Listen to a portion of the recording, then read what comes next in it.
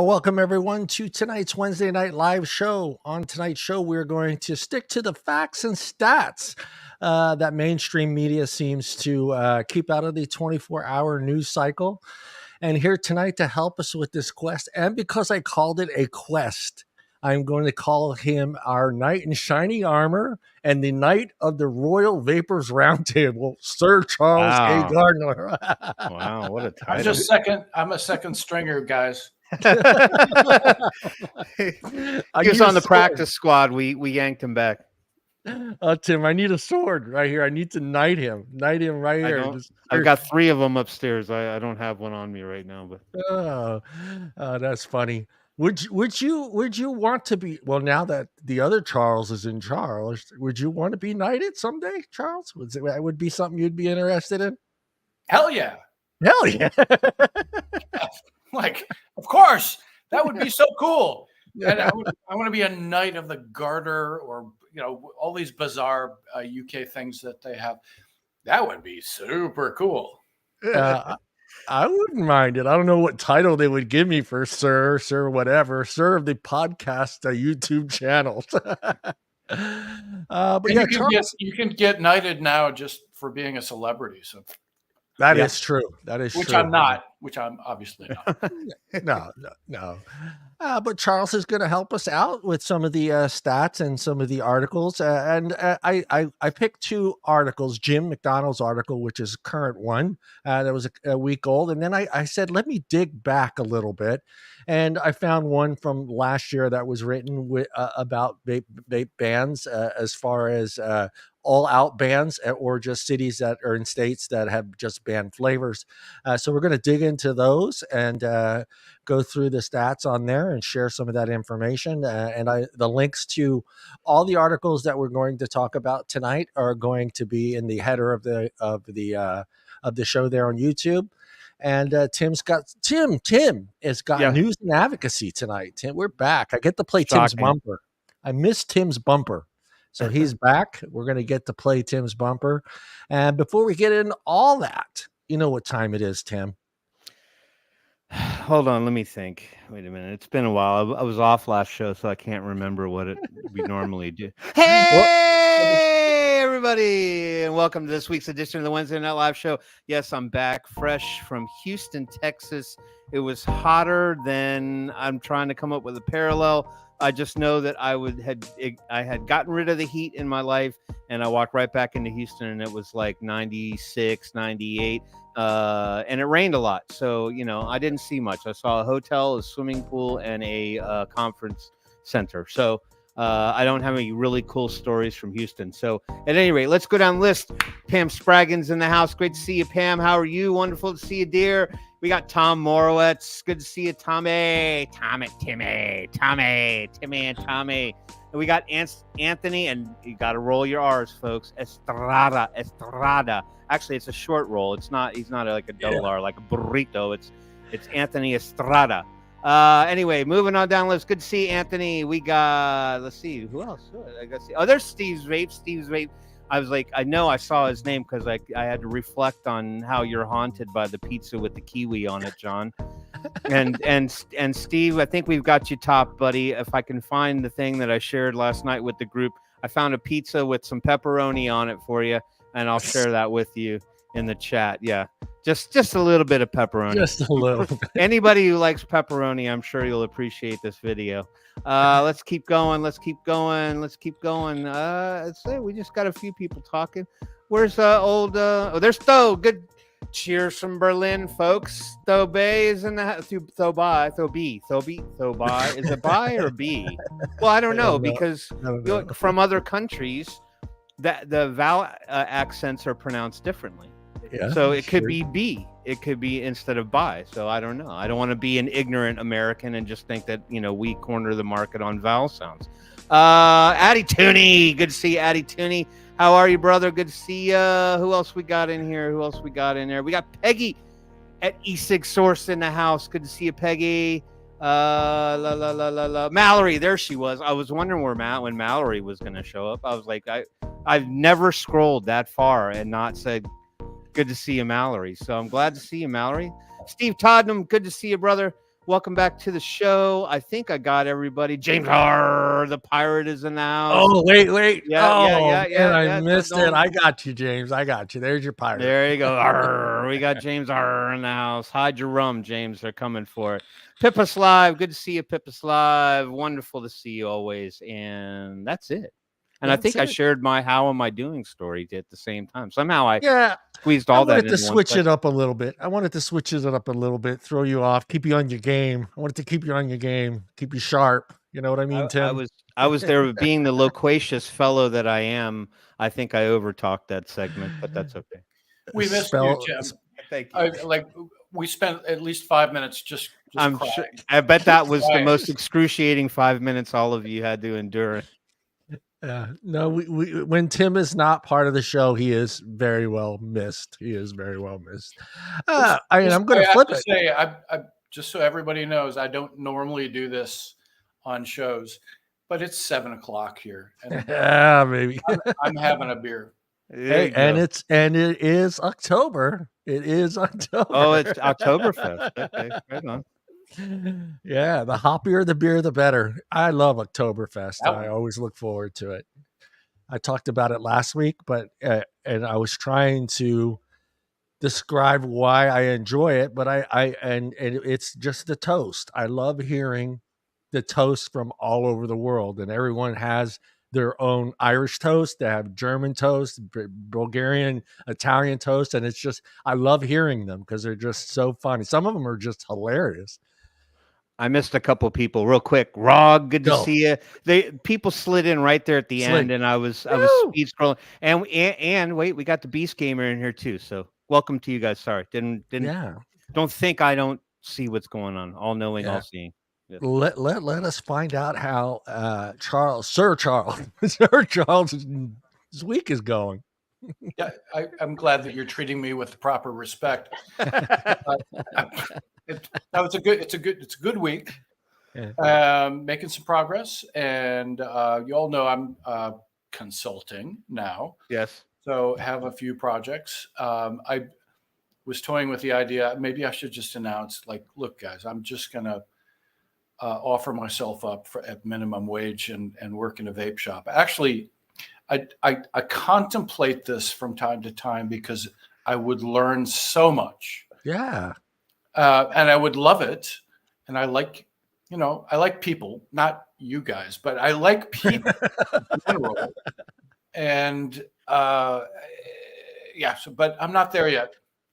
I think it would not all advocates have been part of that scenario, that situation, being in behind the counter at a vape shop, but I think it would be great for a lot of the advocates to have kind of go through that, maybe do a week and just kind of see what the shops are actually going through and during the week. And actors do it, right? Actors to get ready for a role, what is it?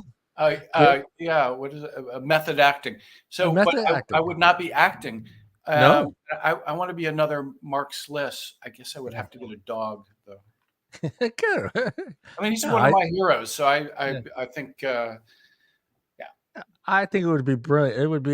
It'd be fun, and especially when that one individual comes into the store and goes, "Wait a minute, aren't you Charles Gardner? What are you doing behind the counter of the shop? Can I get your autograph?" I wear a mustache and you go incognito. Yeah.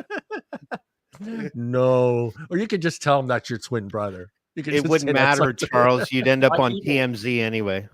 I have an evil brother in Canada. You There guys you know go. this?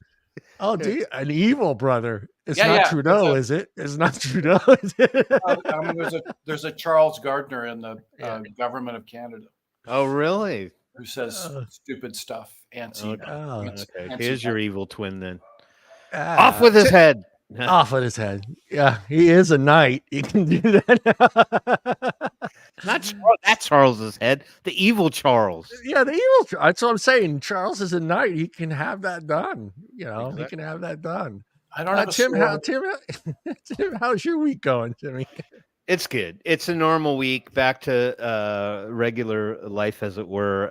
Only exciting element, which thankfully for me, no fallout. But we arrived back from Houston. I was there for a business conference surrounding the ERP software that I currently work with the company I'm employed with, and they have an annual kind of big thing. And so it was in Houston at the Marriott Marquis downtown, Ooh, which is a beautiful fancy. hotel. It was, I don't remember exactly how many floors. I was on the 22nd, but one of the more unique hotels in that they didn't have like the classic like Hampton Inn type windows, where they're like, you can't open them, you can't do anything.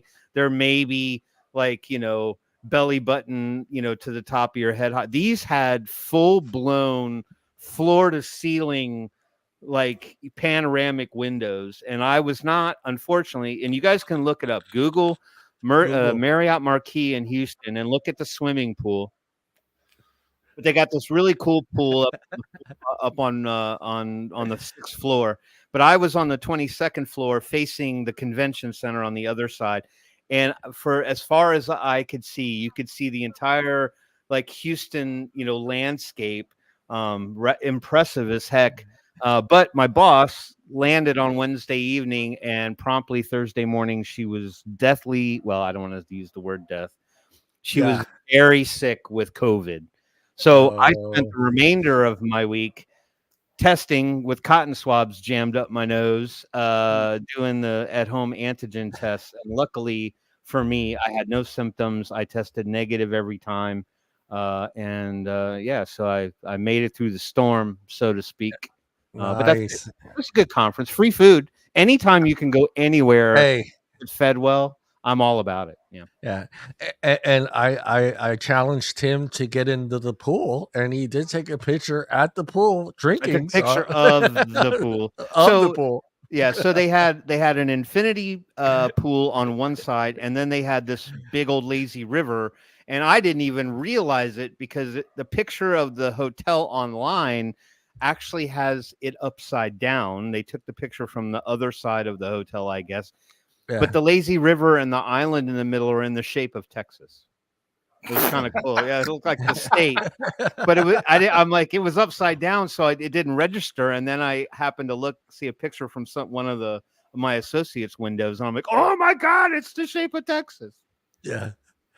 And you were wearing a Speedo, right? I was asked that, and I don't know that too many people would want to see me in a Speedo, but if the situation had called for it, I would have. Unfortunately, I didn't go swimming, but I did drink lots of wine. Does that count? If it was Tim back in his college days, and they were screaming, "Let's go streaking," yeah, maybe Tim would have done that. Oh no, we're going down Tim there with white cheek. Yeah, Tim at 55, that's a hell no. Yeah, there's some wrinkles there I'd rather not comment on, so we'll keep it private. Oh, well, we are going to discuss Jim's McDonald's article, and the link is in the header there, guys. Also, I will kind of bring it up real quick, and there's Jim's link. You can find this article, and it intrigued me to do some back search. We all know of the study from San Francisco. That was the famous one. That was the stats and statistics showed what happened in the city of San Francisco when they banned vaping there. We saw those stats and statistics.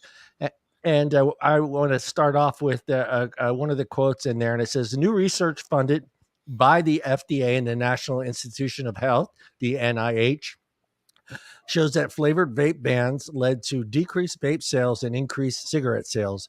The study author says that for every 0.7 milliliters of vape pods not sold because of flavor restrictions, 15 cigarettes takes its place. Does that sound about right, Charles? Yeah, and we really need to shout out to Michael Pesco here and Abigail Friedman, Yes. two of the researchers that are looking at this from a health economics perspective, which is what this is about, right? So this is the question of product substitution, and I think this is very powerful. It's a very powerful warning. Right. So the arguments that are being made in favor of prohibition of vaping flavors are that this will improve. I mean, it will protect teens' health. Right. That argument obviously just ignores the very strong possibility that when you prohibit flavors, the teens who were vaping are just going to shift to tobacco flavor, which is. It would not be unusual since 28% of high school students in the United States were smoking tobacco, cigarettes, just a little over 2 decades ago. But also that teens might just shift to THC vaping, or they might shift to other illicit drugs. And obviously it ignores the impact that this is going to have on the 9, at least, and depending on how you count and depending on how you define current use, very conservatively, the 9 out of 10 nicotine vapors who are adults, right? You're prohibiting 80% of the products that those adults are using to avoid smoking. What do you think is going to happen? Yeah, exactly. I want to throw this question up to Tim because this is something that I've noticed, and I wanted to get his someone outside of the story. Tim and I, like I said, and Charles as well. We're not invested in a vape company, hardware company. This is our passion. This is something we're dedicated to. But Tim, do you find it funny that when I'm reading these studies, I've never seen any of the studies talk about what is out there for the teen that is the vapor smokers to help them quit. You never see that part of the study anywhere. You know where I'm getting at, Tim? Do you mean if they don't have access to either? To either one, you don't see a source of help for them. Of course, that's going to bring them back to where they started with cigarettes. Well, of course. I mean, there's no parachute whatsoever. You're basically going to pull the rug out from underneath of them to whatever level they're involved in vaping. I mean, if we look at the larger contingent of kids who are vaping, it's a very small number that are daily vapors. I mean, the vast majority are, once in a while or happenstance or just tried it once and then never gave it a concern after the fact. But I think that there is a direct correlation to experimentation in that regard. And so if you take away the vaping, which we all know they shouldn't be doing it in the first place, I mean, we can't disclude that. Odds are they're gonna try to go to other mechanisms to kind of chase that buzz, because I'm still of the contingent that they're not vaping because it's enjoyable. I think they're vaping primarily for the buzz, for the rush. And so, like Charles said, there's a good chance it's not cigarettes, and they go to something stronger. But you're right. With all of this action about removing it or banning it or taking it out to prevent kids from having it, what are you giving them as an alternative? Counseling? Oh, it'll be all right, Timmy. You can quit. You can quit. So, I mean, the logic, though, is that they're all going to become good little angels. Exactly. Well, now that they don't have the snakes in their brain, it's right. But this is really, it's a whack-a-mole thing. Yeah. Right? It's like, okay, we prohibit one thing. So what are they going to do next? Right. That's Well, one issue. that's where I'm getting at. Okay, yeah, I'm all about protecting us, the adult, having this product to help us get through and past and not smoking anymore. But okay, you're so worried about the kids. What are you doing to help those kids transition away from the vapes and the cigarettes? Is there And any so initiative whatsoever? the National Institutes of Health is investing millions and millions of dollars right now to find pharmacological vaping cessation, so new drugs that we can give to children, Right. to help them quit vaping. And the idiocy of that, it continues to boggle my mind. Right. My constant refrain on this is, if you want to quit vaping, get an open system device, choose the nicotine level that you need to avoid cigarettes, deadly cigarettes, and slowly taper down nicotine over time. The same way you would try to quit coffee by slowly mixing in more and more decaf. Yeah. Get to zero and fucking quit. This is not rocket science. But spending millions of dollars to benefit big pharma to find some new pharmacological solution is bonkers. Yeah.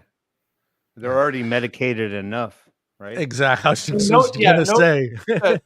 Note that smokers can't do that.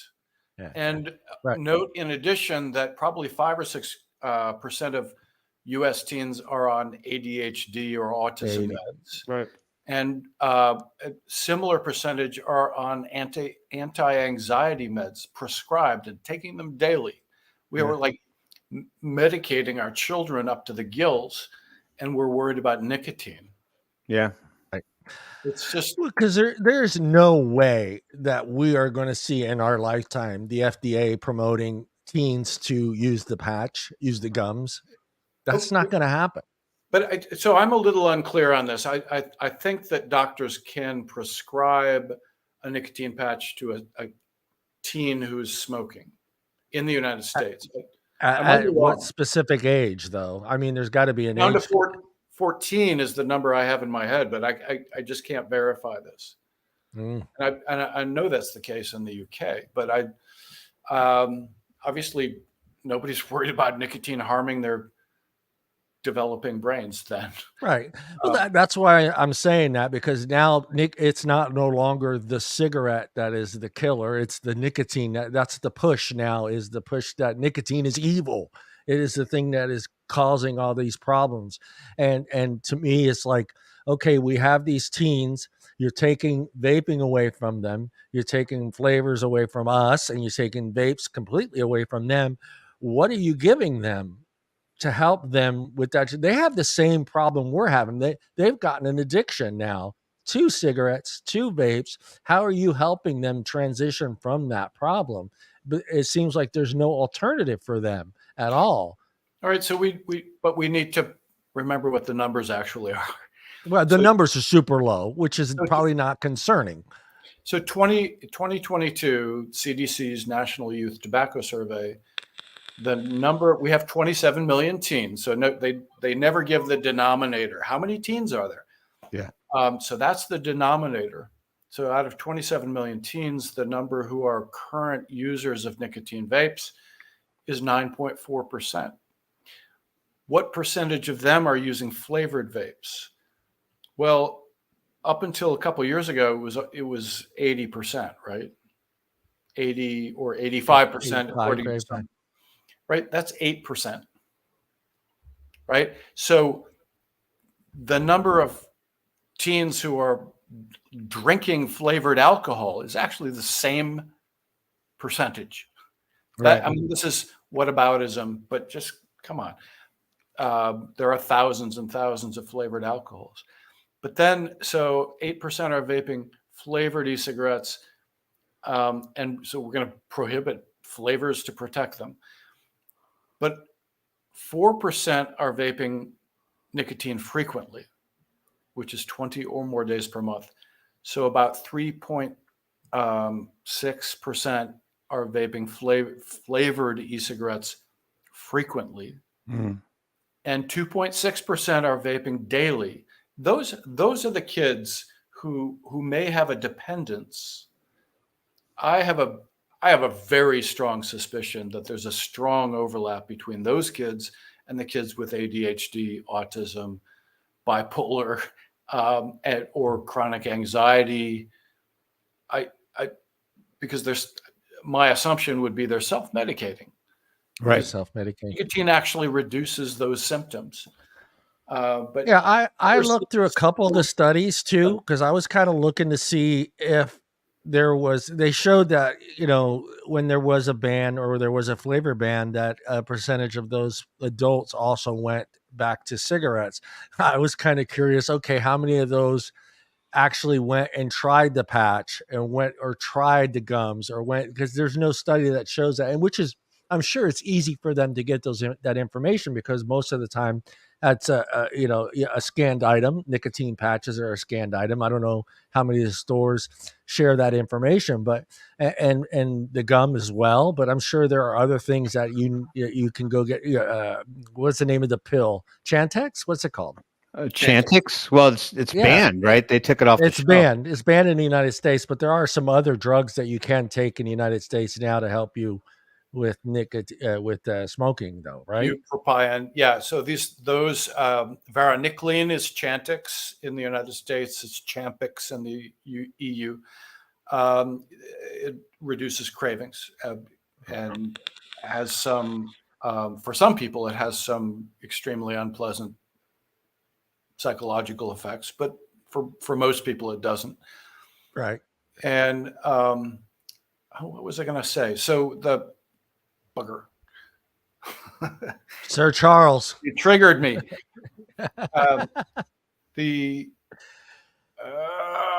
It was so important I was going to say it. Never mind. You'll remember what it is. You'll remember it. I want to touch on this real quick because, we all know about this video that was out there. I don't know how legit that video was. So, Tim, you remember that? I do. The guy had the tray of disposable vapes, and he was just going down the line, pulling on each one as like quality control to make sure it worked or whatever. Yeah, that's not happening. I can guarantee. Yeah, I mean, it's the internet, right? So, I mean, it could have been factual. It could not have been factual. I mean, it's a foreign country, so to us. So, I mean, we don't know if that was done by design. It could have been somebody with a lot of money who said, hey, let's just set up in this Chinese, it could have been any factory anywhere, really, to be honest, and let's just stage this to scare people and try to spread it through the fastest way possible, social media. I'm assuming that many of the Chinese hardware manufacturer companies that are out there have better quality control than some dude at the end of the line testing each one that's coming through. Well, funny that you say that, but if you watch TikTok enough, there's a lot of those girls that work in those Chinese factories filming themselves on lives where they like test like the little computer lights and stuff, the ones that they're like bendable, and they are sitting there with like a little bank that has like 30 slots in it, and they just keep plugging them in and they check them and then they throw them in a pile. So I don't know. There are a lot of hands-on quality processes there. And also your second comment, hey, whatever works for you, if it's lozenges, if it's the patch, for us, we're happy. If that works for you and it keeps you away from cigarettes, that's the goal. But there are individuals like myself and many, 83 million of us that are out there that do need vaping, do need flavors. And it's an important part of our achieving our goal and getting away from cigarettes. So whatever works for you, great. Exactly. Yeah.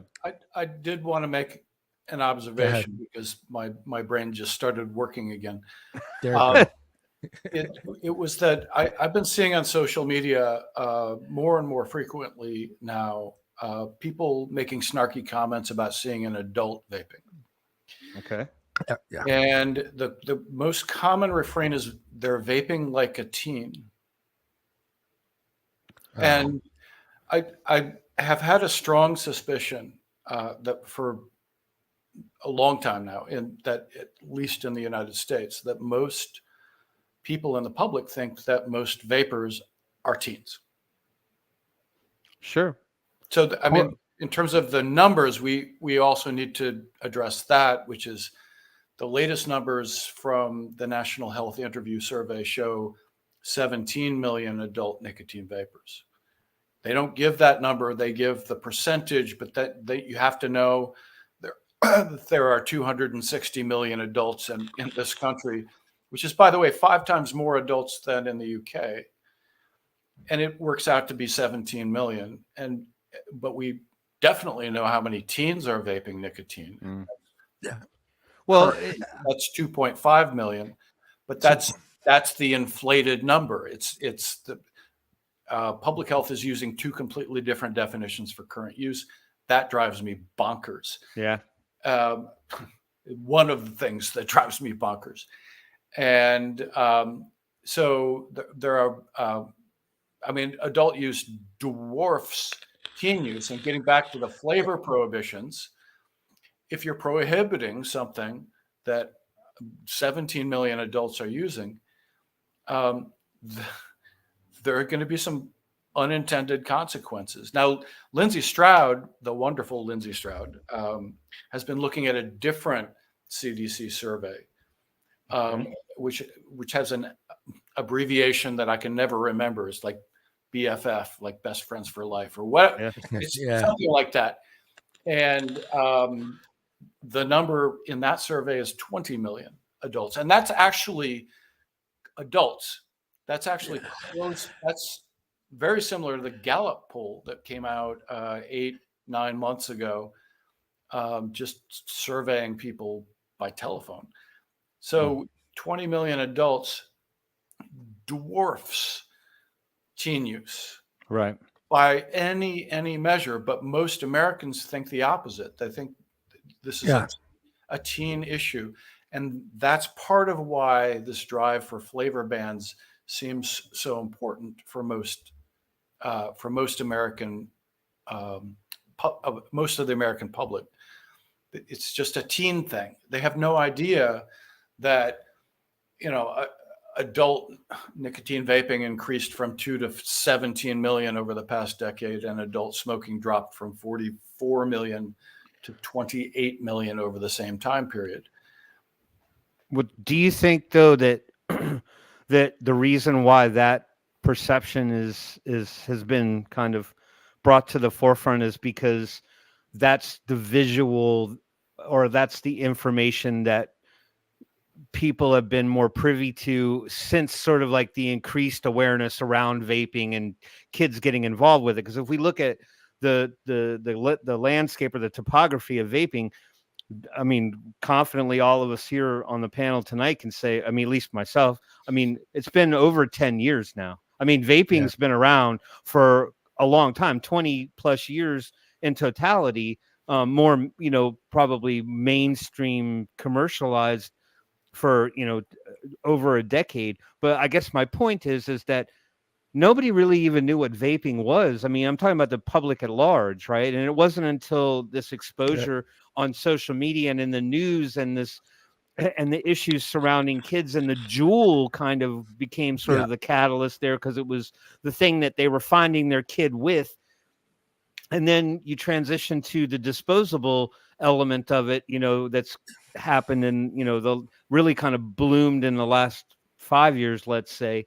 And that's what people are seeing the kids with. So immediately they go, oh, that guy's vaping like a teen, because you're right. They think that it was a thing that was contrived by, discovered by, it was by kids. Like kids stumbled onto it and exploited it and made it this thing. Whereas, Gen Q Karen, I've been vaping since 2011, and I never had the devices that you are familiar with. I can show you my collection. I bet you can't tell me what any of that stuff behind me even does. Yeah. And not to make an argument, but to say this was not intended as a kid thing. It never was a kid thing. It just so happened that kids found it because they found something forbidden about it that, you know, that they needed to try. And honestly, I remember watching YouTube videos back in 2018, 2019. They were promoting it to each other. Right. In just dozens and dozens of videos of teens showing other teens how to vape. Yeah. But the thing is, it's not the public's fault that they don't really understand what's going on. You guys know, I think the public's perceptions are being manipulated. But if you just do a media analysis over the past 5, 6, 7, 8 years, I am certain you will see that 99% of the major media news stories about safer nicotine vapes have focused almost exclusively on teens. So, like, of course, the public thinks that's what this is all about. Yeah, there was I remember the early days in the beginning, like I've always talked about with my mom making that simple phone call to me from after seeing the blue, you know, oh my God, go do this, go try this. This is, you know, it got such great reviews it was on Phil Donahue of all shows. Phil Donahue, the blue. And my mom's like, go try this. And it went from easy Charles, easy serve Charles. Can't handle the cheek. It went from this amazing product that's finally out there, that's finally going to help people quit smoking. And then it just slowly transitioned as it became popularized. And, you know, what's that old saying? Everybody likes a millionaire until he becomes a billionaire. You ever heard people say that?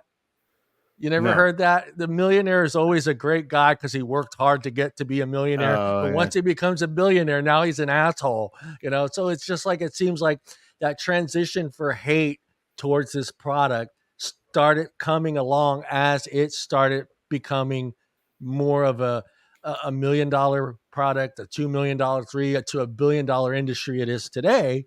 Because I remember seeing in the beginning, there was this praise, and then slowly it started getting, first they attacked the hardware. Remember, they went after the batteries. Yeah. Oh, you know, the mech mods, batteries exploding in cars, you know, all this stuff. And I mean, for a good, honestly, think about it, for good 2 years, Tim, do you remember it was just about batteries?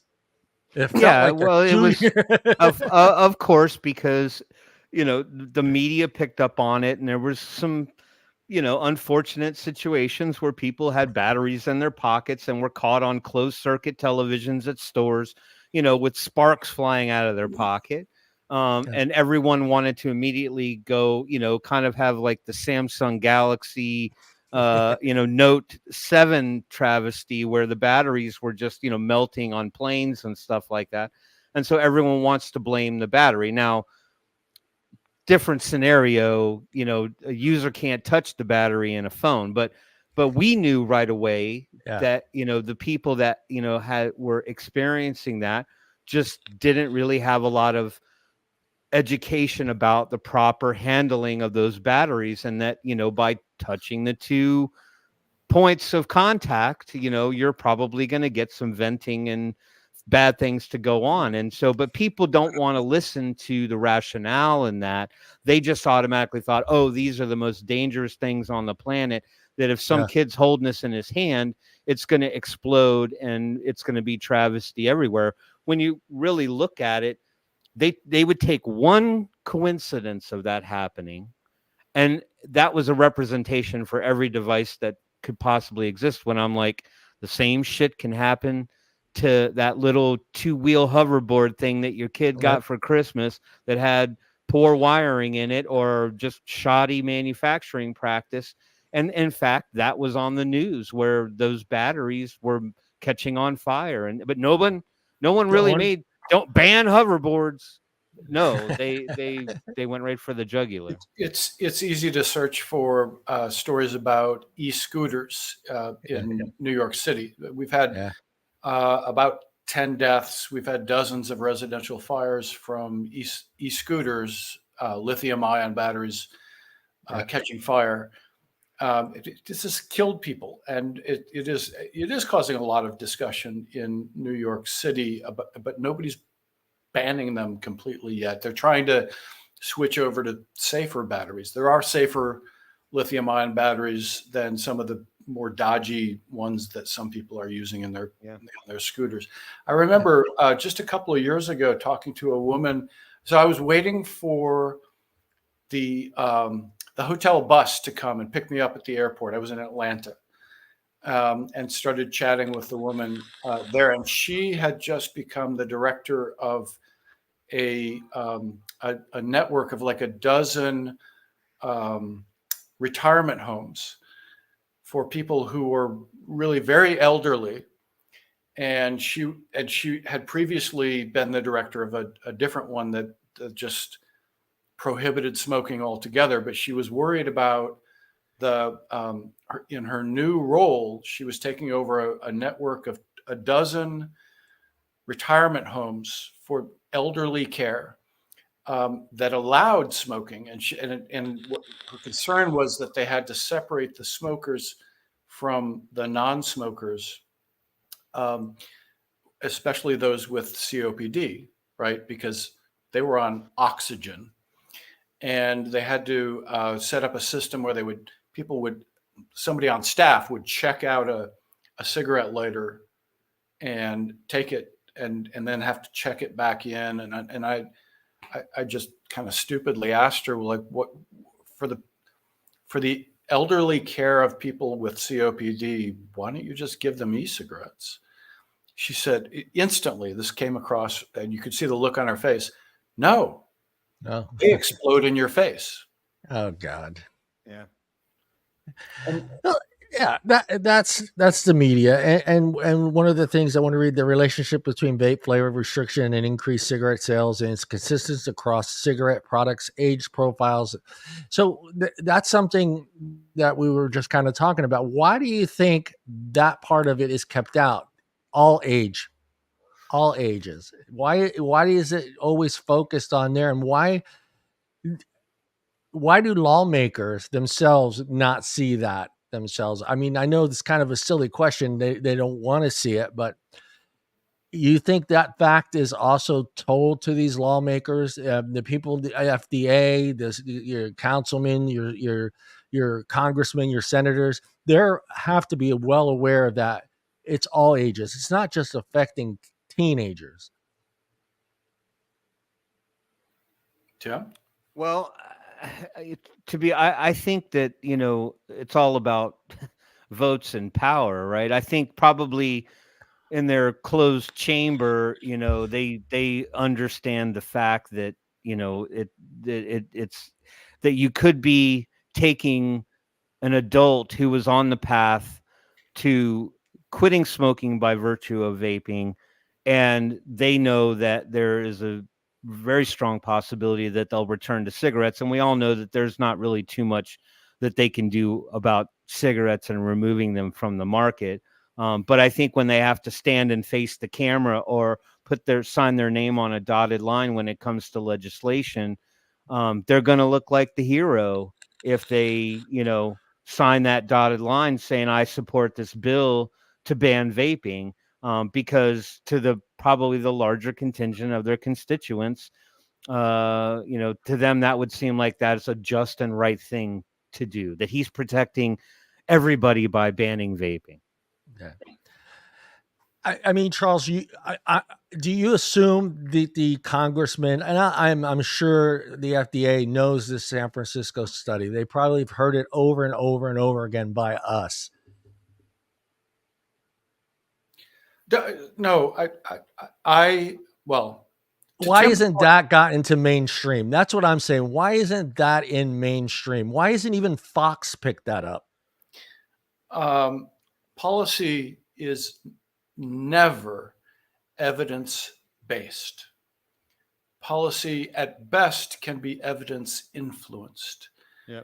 What the politicians know is what their voters think. And when you have a voting constituency that you want them to re-elect you, that is as profoundly misinformed as the American public is now, that's driving policy in the wrong direction. I mean, I often have suggested that before you prohibit flavors, maybe you should do a health impact assessment. So this is, before you build a bridge or before you build a factory or a building, you have to do an environmental assessment. Why do we do this for new health policies? Because then you could actually check the literature, check the evidence, check the science, and ask some basic questions. Okay, how many fewer teens are going to vape? So Pesco's paper is very good on that. Yeah, if you prohibit flavors, fewer teens are going to vape. Yeah, but then you ask how many teens who were vaping are going to shift to something far more dangerous, like cigarettes, or intoxicating, like vaping THC. Yeah. And then you would also, in that health assessment, you would ask, well, what effect is this going to have on the 9 out of 10 vapors who are adults? And if you want to add how many fewer smokers are going to quit, that would be part of the assessment as well. And well, you can add black market into that too as well. You can add how is that going to affect the black market and an inferior product that's going to be out there hurting teens that are getting it and adults as well. Yeah, we all want to look like Australia, where actually teen smoking is increasing in Australia. It's mind-boggling, and they're doubling down on the policies that have already caused that. That's true. It's like, but that's so interesting to me that you just have these ignorant government bodies that clearly can take a look around the world and see the impact of policy, right? That it's not, I mean, it would be like saying, well, if we look at some other country and we see the effects of people just throwing litter into the water system, we can see that, they've got, dirty water and they're getting all kinds of bacteria and diseases and dying from this, and, tainted water. But, they're like, but I don't want that to happen here. I don't want that to be the case. And then you look at a segment or a section like vaping, and you look at these other countries who have just taken this very hard stance to just outright ban it.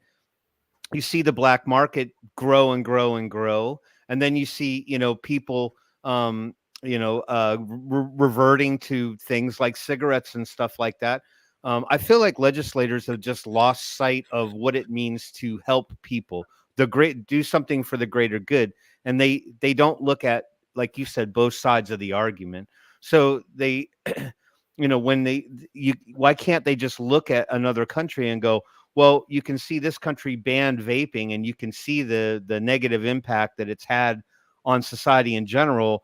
I don't want that to happen here. That's not the outcome I was looking for. I initially started this to help, kind of tamper kid use, but I can see that my choices have not resulted in what I ultimately thought was going to happen, because we're all human. It doesn't matter where you come from. The inclination is to sort of have similar reactions to situations. So here in the United States, we at this point 28 million adult smokers, and that's actually redundant because there are almost no teens smoking now. So 28 million smokers and 17 million adult nicotine vapors. And I would say, just to be nasty here, that's 3-4 decades of tobacco control messaging have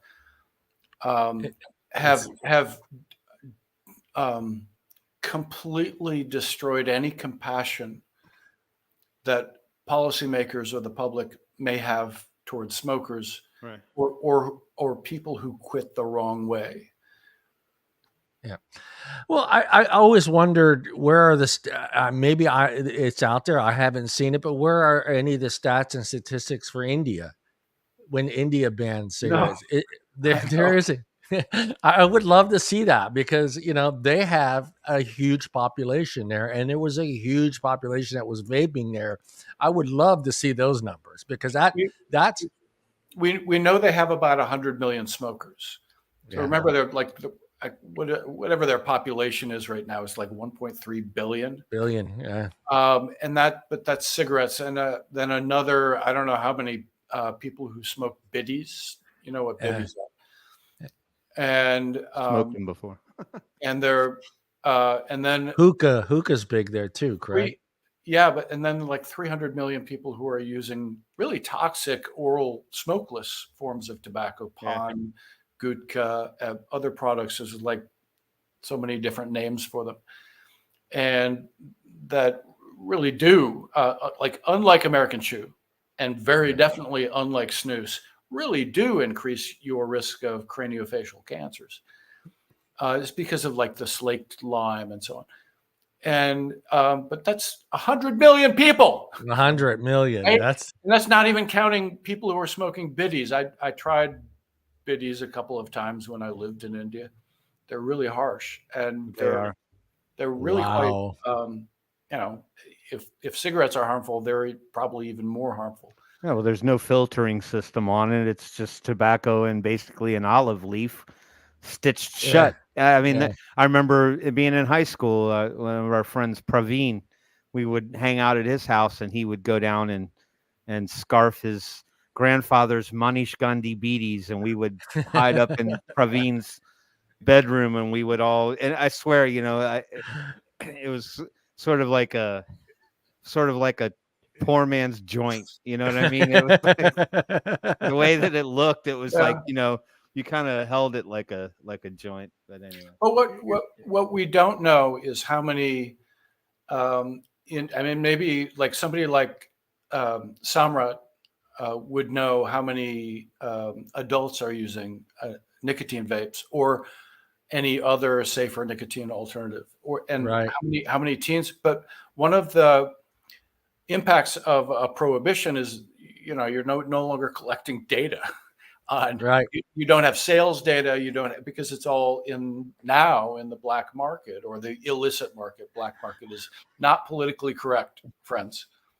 Yeah, I was just wondering. People in the African American Black community tell me, black market, don't say that. and I take that seriously. The illicit market. Just say that. The illicit market or the bootleg market. Yes. The bootleg market. All right. I'll store that in there with making sure I call Phillip. Now look up Baptists and bootleggers in economic theory. Yeah. Well, to me, was there even any stats or statistics prior to the ban there in India? Did they have a legitimate number that was actually vapors that were trying to quit, or how many vape shops were actually opened in India before this all took place? And a lot, but I've never seen any stats on the safer nicotine alternative side. I've only seen. And this is the only thing the World Health Organization tracks is cigarettes, biddies. And I don't think they ever even did. I might have missed it, but did they ever even bring up the teen vaping issue there? It was just get rid of this. It wasn't about teens. It was just, we need to get rid of this. This is dangerous. It's going to kill people. The Indian press is in the midst of a massive irrational moral panic right now about teen vaping. Right now, yes. Yeah. Because, wait, you prohibited something, so now there's a huge illicit market where dodgy products are sold with no age checks, and some teens are using them. I'm shocked. It's like, I'm shocked to find that gambling is going on. And Steve, that's a good question, really. I actually a really good question, because I have noticed that myself, but I never brought it up. You have anything you want to add to that? No. Did you freeze? Oh, I thought you froze. He's thinking. Sir Charles' brain is thinking. So I want to add to what? It's to Steve's question there. Can you see it? Steve, honest question. Why are all the THR advocates Caucasian? Asian. Good question. It's not true. It's absolutely not true. Right. But I think there's no question. there's a couple of things that are both gender and racially biased in this harm reduction field of nicotine or tobacco harm reduction. I mean, one of them is self-explanatory. 80% of smokers on Earth are men. So don't be surprised that there are more male advocates than female advocates. We're all ex-smokers. Right. But I am in contact because I'm a complete, Twitter obsessed fiend with people who are African American or Black in the United States I don't see them vaping. I'm trying to think. They do. Who are harm reduction advocates. Yeah. And they get it. It's not like they're not stupid. So, but it's kind of a good question, but I just don't have any data. Yeah, I don't. Well, I I thought about this about last year because there's a show. I'm still working on this show. I've been trying for quite some time is to try to get some women that are in the industry at higher levels. And it's been very difficult. I don't know. A lot of them don't want to talk or they're afraid of being on front of camera, but it was something I've been trying to do is trying to get the female shop owner, the female distribution center or the female mixologist, any women that are involved in this industry, even in advocacy. We have Allie, we have quite a few, is just to come on to the show. And I thought about this question as well because Lindsay Stroud, it's something I Helen noticed. Redmond. I mean, there are lots of women, but I spent my whole career partly organizing global health conferences and meetings, and it was always about making sure that every panel has gender balance. Yeah. And it was difficult in that field because women represent at that time only like 30% of the PhD or physicians. It's more now. It's even more difficult in the harm reduction field that we inhabit. Yeah. Quick question for you, because I haven't seen these stats either, but I want to talk about some of the cities that just banned flavors. Are there any numbers out there that show them staying with vapes or moving on to other alternatives like patches or gums or nicotine, stuff like that? Because I'm kind of curious the stats for those cities, not just the ones that completely banned vaping altogether, but just banned flavors. Well, New York is one, but I heard that you can basically walk into any place and find flavors. But I'm wondering if there are stats or statistics that show any numbers of those individual cities that just ban flavors in general. No, the only one that pops into my head is the obvious study by Abigail Friedman. And that was that covered the little window of time when San Francisco prohibited flavored e-cigarettes before they prohibited e-cigarettes entirely. And that showed that San Francisco high schoolers went back to smoking. Yeah. Whereas the school districts around San Francisco did not. So there was a big, it's a really interesting comparison. That research has been disputed by ants, but it's still strong. But there isn't really a lot of good data. There is a lot of, like Mike Pesco has been banging out papers about various health economic aspects of e-cigarette taxation and flavor prohibitions. He's another one of my heroes and fantastic scientist. And as far as I know, he doesn't smoke or vape. He's just going after the evidence. But the latest thing shows 400 localities. So there would probably be 400 cities or counties in the United States that have prohibited flavors. Because, the city council members are like real experts in public health. Yeah. and they made a rational decision there. No, they didn't. They did what people at the Campaign for Tobacco-Free Kids told them to do. Right. And we all know CTFK is just lying through its teeth half the time. Mm-hmm. And they all did what the people in the Truth Initiative told them to do. I mean, I for this, I put together a sort of top hits of the lies. Yeah. And it's relevant to flavors. So artificial tobacco flavor is unflavored, but artificial fruit flavor is flavored. Is flavor. Right? So that's utterly Orwellian. And then this is an interesting one. Flavors mask the harsh taste of nicotine. I don't think I've ever consumed pure straight nicotine and can comment on what that tasted. It has almost no taste or flavor. No taste. Some people, it depends on the person. Some people say it has a very faint peppery taste. It's not flavored. It's definitely not a harsh taste. But this claim used to be very common 3-4 years ago, and I have hardly ever seen it since. It's almost like they have come to realize, like people got the memo that was completely ridiculous. And then flavors are added to lure teens, right? That's a very common sort of argument.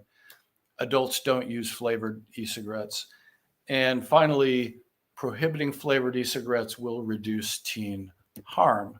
Well, it would if they all became good little angels, as I said earlier, but it's not going to reduce teen harm if the teens react to the flavor prohibition by shifting to smoking cigarettes or vaping THC or smoking cannabis or using other illicit products, because that's the whack-a-mole aspect of teen. Teens do things that we don't want them to do. And the number of things that teens do that they should not do is huge. Yeah. And they're all interrelated. So the idea that reducing teen nicotine vaping is going to reduce teen harm is questionable from the start. Oh, absolutely. Because I think if it's the old adage, if a kid wants it, he's going to find a way to get it, regardless of what roadblocks happen to be in place. I mean, that I don't think that that. And what shocks me is that all these adults that are making these particular decisions and using these particular lies seem to magically forget that they were kids at one point in time. And that they did a bunch of dumb shit that they shouldn't have done. Thank goodness there's no one around to go dig that stuff up, 30 years later and go, oh, we got video of Senator Johnny Blow, doing some lines on the back of the toilet seat in high school. I mean, all I'm saying is they know in their heart of hearts, it doesn't matter what they take away. The kids are just going to find a way to get it. And they're outnumbered in today's day and age as it was anyway. Like back in our day, I mean, it was all, back channels and under the school desk and in somebody's. Now social media trumps all of that. I mean, the access that kids have at their fingertips to get whatever they want is tenfold what you remember how easy it was to get alcohol when you were 16? Oh, easy. Didn't have to bat an eye. I mean, you could, it was in your hand as fast as you could say Anbisol. I know I used a commercial line. Yeah, we didn't even have fake IDs. I mean, we had some people did, but that wasn't so common. It was just like sit outside the convenience store and there was always someone. Look for a likely person going in who's like, at that time, the legal age was in Michigan was 21. So look for somebody who's 21 or older, but not that far from high school and ask them. Right. And half the time they would say no, and half the time they would say, yeah, sure. And let's not forget how convenient most kids had it right underneath their own roof. I mean, it's Exactly. not unusual to go take something out of dad's liquor cabinet. Hopefully your dad wasn't one of the ones that marked the bottles every night, Yep. but it's right there in the house. So they don't have to go far.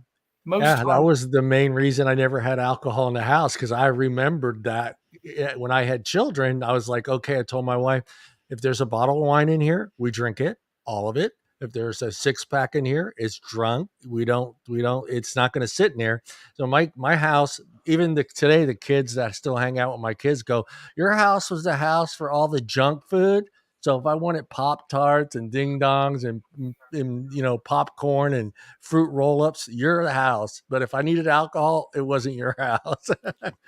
But yeah, I mean, there was always someone, and you're right, it was always someone that looked just young enough to just get their ID. And 95% of the time, the dude was like, all right, I'll buy this for you. Get me, a 40. Buy me a 42. But now, today, it's super easy to get a fake ID. Oh, yeah. It's much, much easier now. I mean, I know because I talked to my kids. Yeah. But do you also remember how often you went to a party at someone's house when their parents were on vacation? Yeah. You guys stay in the house. Stay in the house. Okay. No, we didn't stay in the house. And there's a keg, or there's 2 kegs, and there's So 80s parents were cool. and pulling on my own experience, I mean, and I've been around several families growing up as a teenager where the parents were just like cool with it anyway. Like they just allowed it to happen. So it wasn't like there was much resistance. Now, they surely didn't want to send a kid home drunk at the end of the night, but if you were in the basement and you were crashing there for the evening, the parents, I think, kind of felt like, well, it's a controlled environment. They're not going anywhere. But yeah, we were getting it right from the parents, which I think is a large piece of why, maybe, I don't know about now, it probably goes on plenty, but I feel like a lot of parents were just allowing their kid to vape in the house or buying it for them, to just keep them quiet and minimize some of the headache that they'd have to deal with a rebellious kid or something like that. So, that doesn't surprise me either. Let me ask you, Charles, would more news of nicotine benefits in the mainstream media help our cause whatsoever? If there were more studies out there on 2020 talking about dementia and Parkinson's disease, and if that got out there more in the media and the general public took more of that in, would it make a difference for us? Yeah, I think that is one of the key levers. I mean, if you look at how public perceptions shifted around cannabis, that happened because more people of a certain age started going on camera and saying, this helped me. It helped me recover from chemotherapy, for example. And plus the fact that everybody now in a policy-making position had gone through the 60s and 70s, and they all smoked pot. I mean, Bill Clinton smoked pot. No, didn't inhale. He didn't inhale though. He didn't inhale. That's bullshit. And they all realized, there are certain drugs that are illegal. That when you try them, which I did in my early 20s and don't much now. The first thought that came through my head was, wait a minute, why is this illegal? It's like it's less intoxicating than alcohol. And if you actually look at the data, it's far less harmful than alcohol. So yeah, I think de-demonizing nicotine, and I wrote an article about this a couple of weeks ago, is the key. And we need to learn from the successes of the cannabis advocacy community. That was one of the things that tilted the needle for them. And there were a lot of people in the cannabis advocacy. I've talked to Ethan Nadelman about this, who thought that's a bad idea, right? Yeah. Because we don't want to be medicalized. Does this sound familiar? Right. It's the very similar kind of thing, and pushback even from within the community. We need to start talking about what I call therapeutic nicotine, and hope.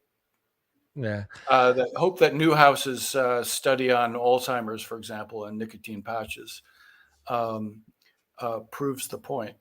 But there's no question that nicotine itself reduces your risk of Parkinson's disease 60%, and it's extremely beneficial for ADHD adults, bipolar, schizophrenia, Tourette's. I mean, you can just, the list is so long, but the public is not aware of any of that. And there are hundreds of studies that just tested nicotine patches. Jesus, if everybody, in America who's an adult went on a nicotine patch every day for the rest of their lives, one of the things that would happen is that baseball stats would improve. Yeah. IQ scores would go up. It's a performance enhancing drug. And I keep hearing rumors that some students in American medical schools use nicotine patches both to study and to take tests. Yeah, to stay more alert and to take in what they're reading. I wonder, would it benefit the vaping industry to have a breakdown of the chemicals that are actually being put into our e-liquid, taking the VG, the PG, the nicotine, the flavoring, and actually have studies. But I say that, and I'm thinking the FDA already knows, because the FDA has studied all of these things for many, many years: VG, PG, nicotine, flavoring. I mean, would that help getting that information out into the general public, explaining to them what VG is, what PG is, how the flavoring works in our in vaping? Would that benefit us as a whole, as the industry? A little bit, but I think nicotine is the pivot point. Right. But I think that's important too, because you constantly hear people. I just even today interacted with actually a very thoughtful person, but his first response was, we don't know what kind of crud is in those things. Well, right. No, we know really well what's in. Yeah. Well, if you were to take the 4 main ingredients, they're all certified through FDA. FDA has approved every single one of those chemicals that goes into our e-liquid for inhalation. Right. Oh, for inhalation, that's true. Yeah. No. Yeah. PG and VG, I think yes, because PG is used in inhalers for people with asthma, correct? Isn't that what my understanding is that it used to be? And so earlier versions of asthma inhalers, and I think that not so much anymore. I mean, somebody can correct me here. Yeah. But yeah, it's obviously used in fog machines and concerts. Yeah, it is. They're inhaling the shit out of that. And you don't see lead singers and guitar players dropping like flies, do you? I mean, they're breathing in probably as much in one show as we do all day long. I remember I went to an SRNT meeting. It was in Baltimore. It must have been back in 2018. And in the hotel, when I checked in, they said, "Well, that smoking is not allowed in the room." And I was already sort of triggered. So I said, "Well, okay, what about e-cigarettes?" And the response was, "Well, no, smoking is not allowed in the room." And I said, "Well, okay, but e-cigarettes are vaping; they're not smoking." And the response was, "Smoking is not allowed in the room." Okay, so I got it. I wasn't going to argue. Yeah. And I turn around after I've got my key, and they're on the floor. On the floor is a box the size of like a coffee maker or something. Yeah. It's putting out vapor. I checked it, and it was a eucalyptus smell. It was a Guarantee you that was PGVG. Yeah, It was to make the lobby smell nice. You sure it wasn't Phil's vape machine 3000 that was there? Do you know what I'm talking about? No. Phil Pizzardo made a video where he created this huge device that is it made it look like a vape pen, and it was just blowing out all this, and it was just a joke about how this is the new vape 3000 or something like that, or vape 4000. That's right, man. Oh no, it's but to your point, John, about putting that information out, like if we could educate people on the actual components that make up e-liquid, I think if you look at those individually and understand that they're federally approved things that we use in our everyday life, I think the hurdle that you will have to the general public is, well, okay, that's great. You put it in foods or whatever, but you shouldn't be putting it inside your lungs. And I think that might be where you're probably going to get the doubt that it's really that safe. Like, yeah, we're supposed to orally consume it in foods or use it in products that we put on our skin and it's absorbed or whatever, but you're putting it into your lungs, and that certainly can't be good. I think it's more compelling to have somebody who was a COPD smoker on camera saying, I switched to nicotine vaping and this dramatically improved my lung health and my quality of life, or to have an asthmatic smoker who quit the same way, saying this improved my lung health and my quality of life, and I no longer even use an inhaler. I mean, there are thousands of people like that. Yeah. And that's none of that's happening. I mean, it would happen if we had somebody spending, if we had the harm reduction version of Mike Bloomberg.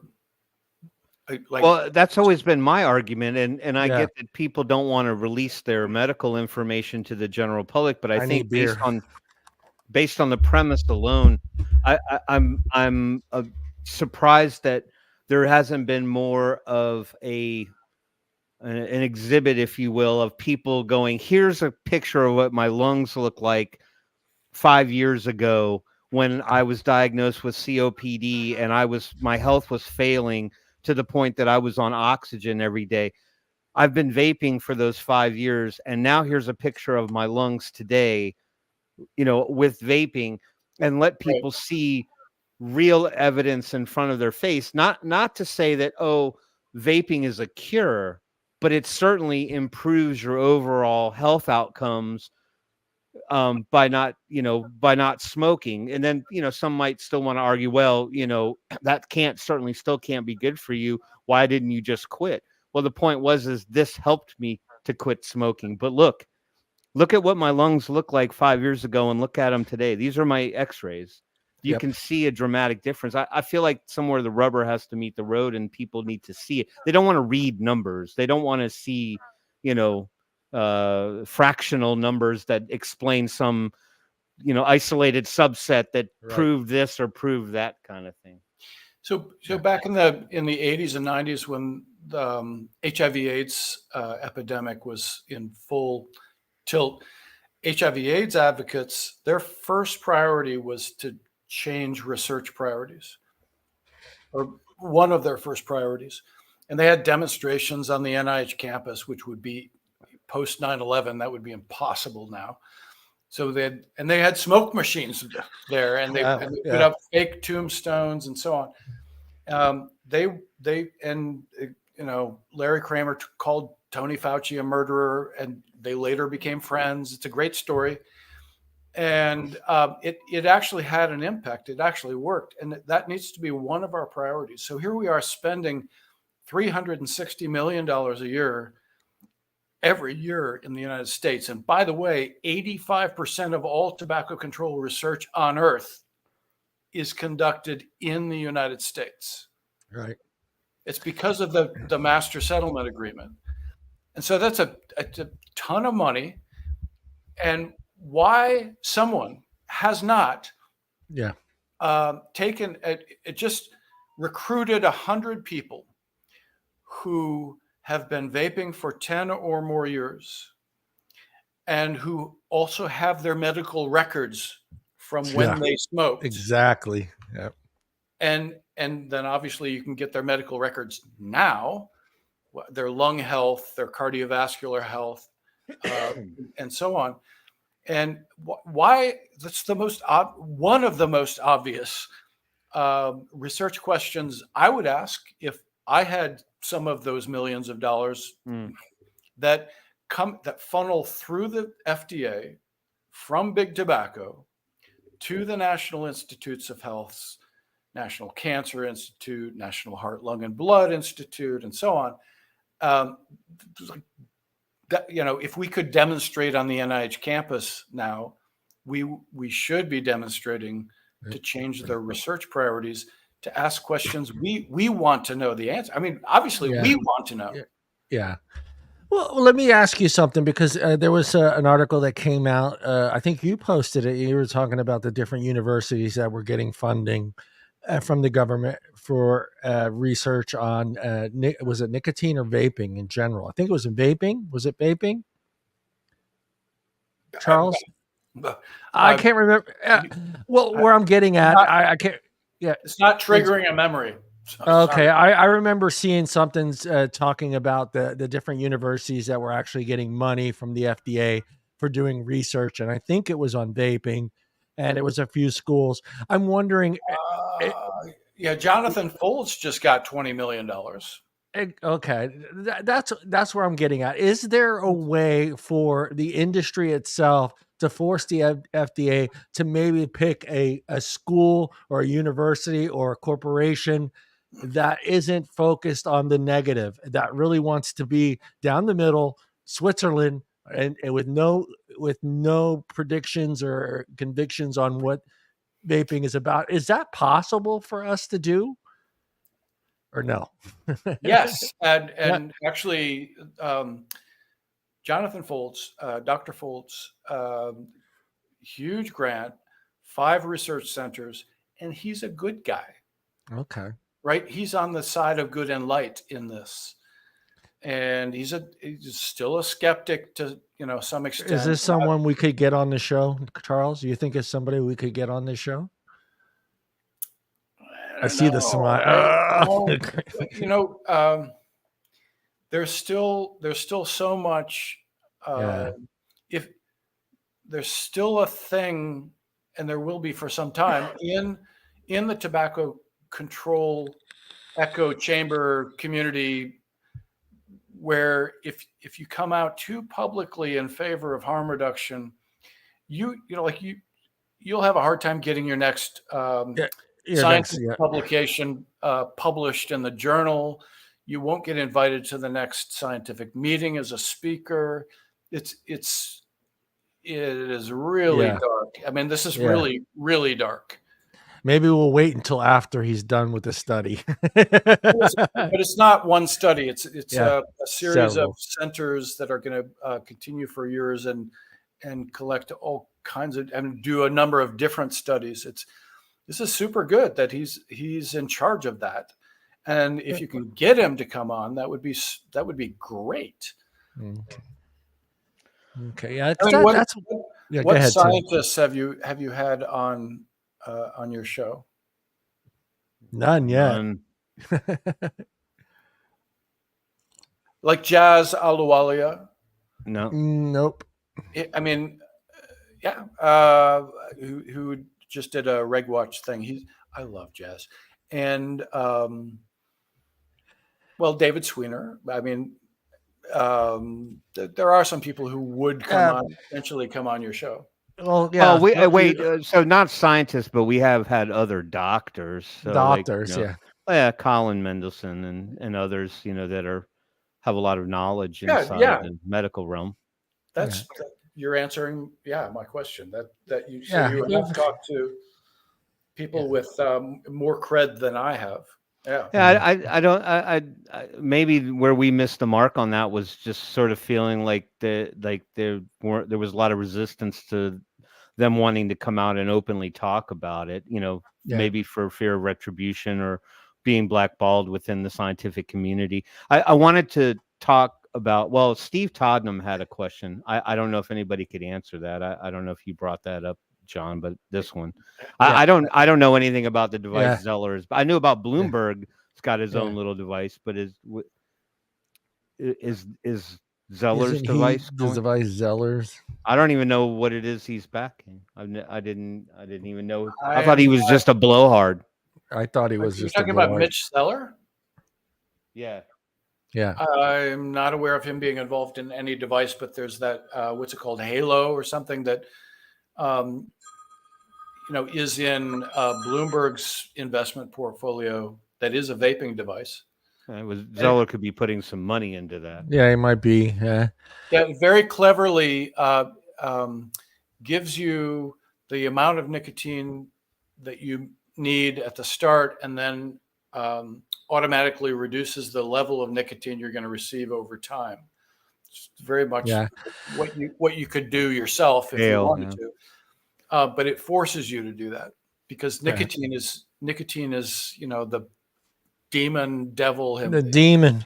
Well, here, this is a situation that I'm going through right now before we jump into the last segment. My daughter has had some sort of heart issue here lately where it's kind of, it's rapid sometimes.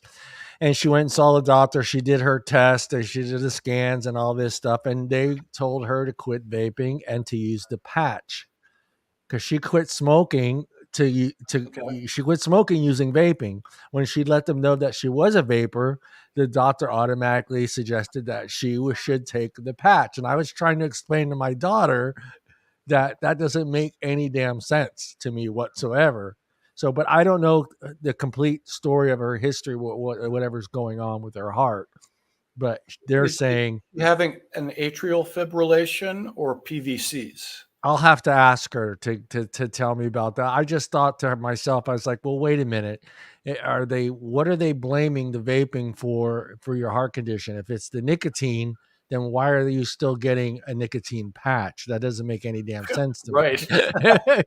Right. Yeah, no, that's a stupid doctor. Yes. But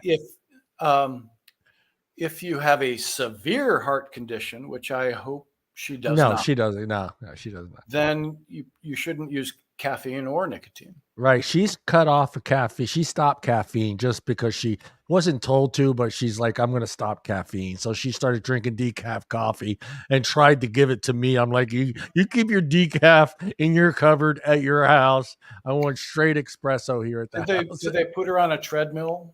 With I'll have to ask her. I'll get all the details and I'll hit you up and we'll figure it out. And you can kind of tell me how stupid this doctor is, and I can give her some decent advice. But we're going to switch over to the news. But before we do that, Tim is going to say hello to some of the people that have just jumped in that I've noticed some new names. I'm sorry, Tim, I didn't get. That's okay. Prepared. Don't worry. I think I try to say hello throughout. I know that several people jumped in. So to try to catch up with some of the names that popped up on the radar that are usually here on the show, we got Dusty Country Road showed up. Good to see you, Dusty. He may have already left by now, but he was out there for a little bit. We got Rifleman. Rifleman's in the house. Good to see you, Mr. Rifleman. Hold on. We got Janine. Janine slipped in there. She came in all sneaky ninja like. And then hold on. I'm going to try to say this one because it's got a lot of upper and lowercase letters in it. Disio Check. What's up? Good to see Disio Check in the house. Good to see you. I know they've been here before. I think I said hello to Pippa. Pippa was right there at the bottom. Isn't that Disio Check? That's why I said Disio Check. Okay. Disio Check. I think we're saying it right. If not, it's just my mom was a teacher for 40 years. I lived my life under a red pen. I sometimes still make mistakes, and I pay a heavy price for that. Yeah, I think that's. I think we got. And Don Ioko in the house. Don, I got Don's. I got Don's. Mr. Cooper. that when it's Mr. Cooper. Yes, good to see you, Mr. Cooper. Any relation to Alice? I have to ask. Alice, oh yeah. Any relation to Alice? If not, that's a pretty cool grandfather or grandfather to have. He's a pretty awesome Either guy. or. I don't know who the Cooper car. Yeah, well, I wanted to make one other comment before I go into Yeah, the go ahead. news, and that it was something that I learned because I saw people talking about it in the chat.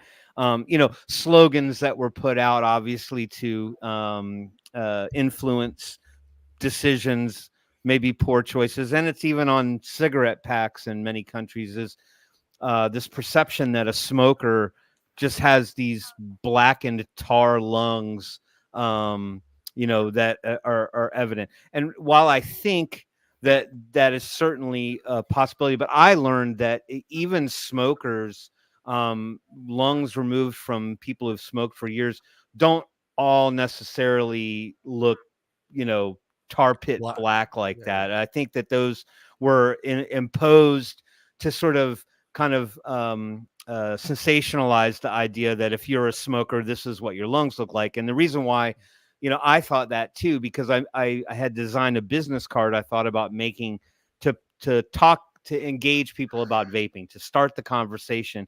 And it was a business card that on one side it was pink and it said, and then on the other side it was black, and it said, here's a picture of your lungs. And then you turn it over and it said, here's a picture of my lungs. Want to talk?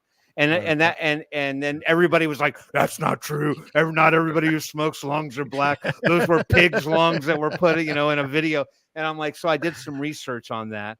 And it is true that even people who smoke a pack and a half a day for the last 30 years, their lungs can look unusually still very pink. It's the damage pink lungs. They could have pink lungs. The damage that the chemicals and all those carcinogens in your lungs is doing to the inside of them. That could be a little bit of a different picture because mostly we only see the outside of it, not so much the inside of it. So anyway, I just wanted to point that out that Charles gonna add something. I guess. I mean, you can tell the difference between a heavy smoker and someone who doesn't smoke.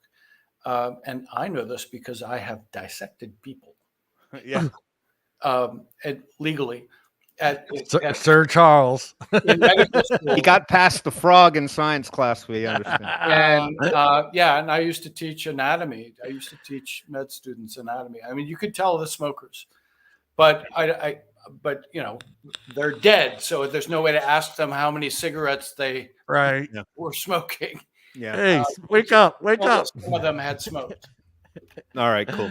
All right, John, let's move on to the news. That was on my mind.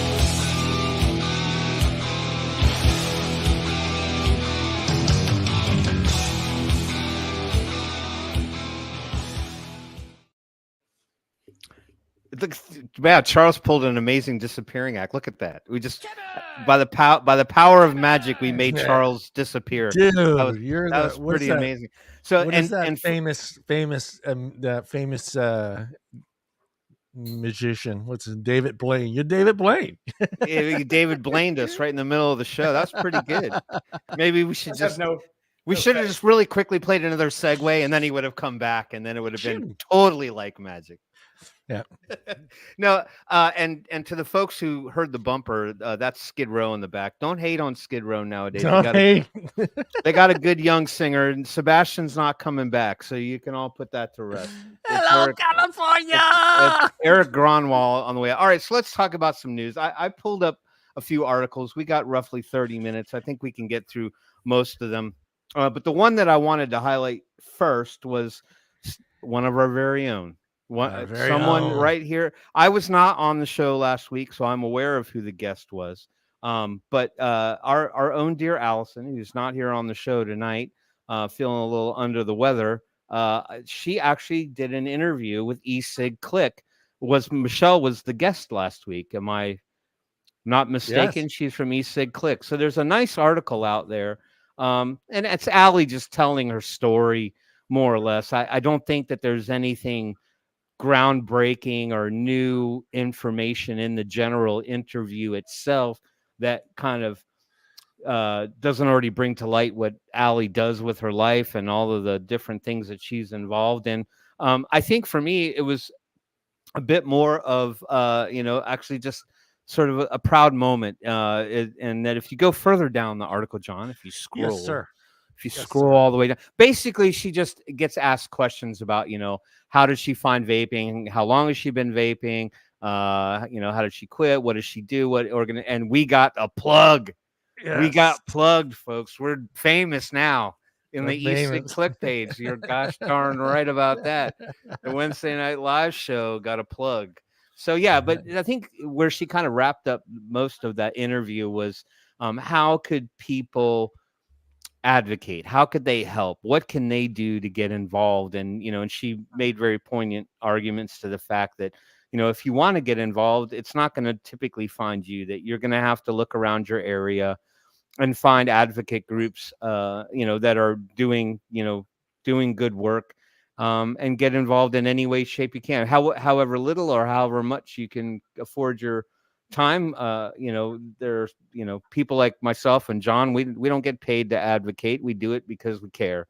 So, but it's a nice interview. If you don't know much about Allie, then I encourage you to go look at that e-cig click interview and read that story, and then clap when you see our banner go by. That's right. Damn it. All right, so now this is where it gets hard, John, because I unfortunately, it's not like the old days where I have to pick what I want to share, and Will you and I get explain? I Will you explain to Nick that this is live? Good. Yes. Yes, What do you we mean? all see that. Oh, It- it's Memorex, Nick. It's Memorex. It's Memorex. We all went out. Yeah, we pre-recorded the show, and we luckily we were all talking around the table, and we said, let's make it look like it's a live show, because you know what, Nick's going to show up at some point, and he's going to ask, "Is this live?" And we're going to time it so that because the show is done in AI, so. Exactly. All right. So which one do I want to talk about first? So I think this one's relevant to talk about. Why? Hold on. Present, Tim. Present. I am, but I want to make sure I'm sharing the right thing. Well, let's talk about this one, right? Is it working? Is it working? Tell me it's It's working. coming. There it is. It's coming. All There right. it is. Okay, so I pulled this one up in particular. I think the title is big enough. I don't know if making it. I'm at 200%. I'm at 200% already. Uproar as 95% safer message blamed for youth vaping. So here is a gent.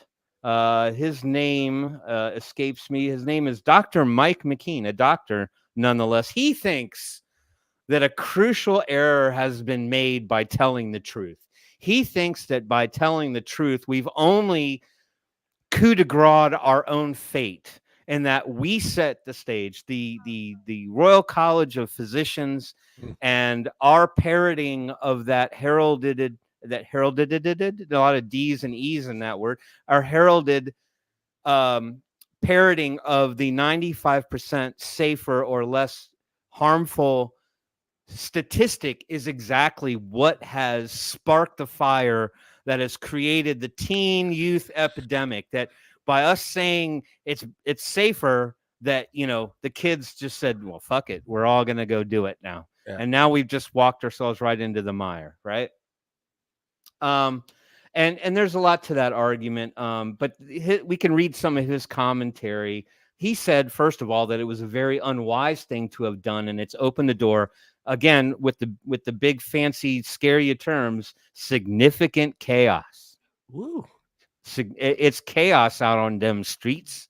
We got to be careful what we say. We started a revolution, a movement of teen vapors. There are many young people who have taken up vaping who never intended to smoke and are now likely addicted to vaping, said McKean. And I think it's absolutely shocking that we've allowed this to happen. Well, my argument to that would be, well, it's a bunch of caca. I mean, the point is that messaging was not intended for children. There's lots of messaging on this planet that falls into the ear canals of kids, and they'll take it for whatever face value they want to take. I mean, let's be realistic. You could tell a kid that it's the most dangerous thing and they never want to touch it, and they're going to do it anyway. You're Right? gonna do That's it. probably a little bit more appealing to them than just saying something is better for you than an alternative, which we know can kill you. But also to that end, and I pulled a Charles. I forgot what I was going to say, but don't worry, I'll come back Take to it. it. Take a deep breath. Take a deep breath, Tim. Don't worry, it's a large cavity up there. Sometimes things shift around, they get a little out of sorts, but it'll come back. Anyway, moving on. The doctor who treats children with lung conditions claimed that vaping, double underline, could be very bad for you, though the BBC noted that he stresses that it is not making lots of children very sick and serious complications are rare. So there, that's the reality to that statement, is that, no one can bring forward an entire gaggle of children who have ended up deathly ill or on their deathbeds because of vaping, outside of the few stories that we hear about double lung transplants and things that are highly unusual. And we know that there's no relationship there, just simply because, the vast majority of us have been smoking for a lot longer than that kid was smoking and vaping, a lot longer than that kid was ever vaping. So the estimate that vaping is 95% safer than smoking originally came, well, we all know where it came from. I don't need to tell you where it came from. And then, it goes on to kind of continue to say that it's not because they think it's safe that teenagers are experimenting with vaping. Tobacco harm reduction advocates have quickly objected to his intervention, of course. So here he's the pariah. He's the one. But now I remembered what I was going to say. There you go. And to that argument about, anybody telling the truth about vaping and associating that to a negative impact and creating more harm. At this point in time, we're not allowed to say anything about vaping in general. Now, we as consumers can say what we want. Right. I don't think any of us are walking around saying it's a healthy thing to do in general terms. Right. But when you have the ability for people to basically go out into this world in the mainstream and say a bunch of things that aren't even remotely true and expect people to believe that, I think that should equally be argued as doing just as much harm or damage as anything else. Because if I tell you that your teeth are going to fall out if you vape, and that pushes you back to smoking, what good have you done? You might have gotten that person to not vape anymore, sure, if that was your main goal, but the percentage or odds of that person going back to smoking and just walking right down the same road that they were on, which could lead to inevitable death, is just as damaging and harmful. So I don't understand why we have to sit there and have someone just say something dumb like this. No. I have to go ahead, say, Charles. So Ash UK did the perfect takedown of this stupid argument, which I think you're just getting to here, because the number of UK teens who are misinformed about the relative risks has only increased. I mean, obviously, 95% safer is not getting through to them. That the number of UK teens who think that vaping is as harmful as smoking, if not more so, has only increased. And this gets to what the American Lung Association recommended to the FDA with its new tobacco control strategy, where they explicitly asked the FDA not to inform adult smokers that there are relative risks. They're literally saying, we want you to lie to adult smokers. It's kind of mind-boggling to me. I mean, this is a violation of truth-telling, which is a fundamental moral principle in healthcare ethics. And I don't know what to say about this kind of stuff. And I've actually watching Dr. Brian King, who's the director of the FDA's Center for Tobacco Products. Oh, you said his name. saying we want to inform smokers that there are relative risks and that we know that some nicotine alternatives are safer than cigarettes, but we need to make sure that teens don't see that. I mean, just let that sink in. Yeah. Yeah. It's Let me ask Tim a comprehensive. question, and you too as well, Charles. Are you surprised it took them this long to bring this type of story now today to finally use that against us? Are you surprised that it took this long, Tim? I mean, I don't know. It seemed like it would be it would be an easy argument for anyone to say, early on, that it would have been something that you could say, that to thrust the blame back on the industry, and chastise the advocates who are reading science. I mean, we're looking at science on paper, and a number determined by doctors that stood firmly behind that and still stand firmly behind that. That would have been, but again, it seems a little comical that, it takes one guy to get up there and make the blanket statement that, it's really our own fault, that we caused our own downfall by saying something was safer for you. I mean, I think if any, Well, Charles, I mean, they know this is one of the first things that comes out of pretty much, I'm going to say 95% of every advocate. That is the first statement that is said. Hey, it's 95% safer. I mean, that has been honed into us for a long, long time. And it's pretty much the first thing we all say. I'm just surprised that it took them this long for one, even though it's just one individual right now. But it seems funny that it's taken this long for them to throw this type of story into the news. I mean, just let this sink in, though.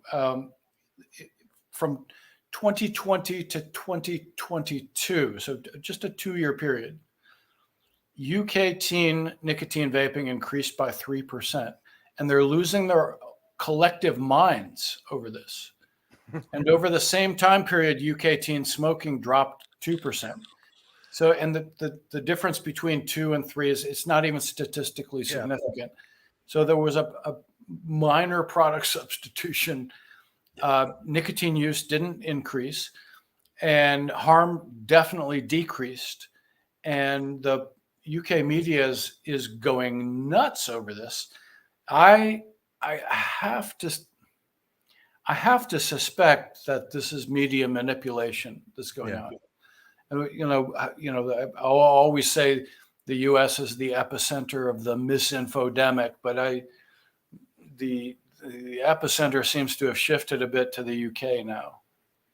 Yeah. Oh, and why? Let's ask, why is this happening in the UK at all? It's happening because the FDA prohibited flavored pod-based e-cigarettes, and dodgy Chinese companies started cranking out illegal disposable flavored e-cigarettes and flooded the world market with those things. Yeah. And it's actually been suggested to me that some of them might have done this because they believed the money grab.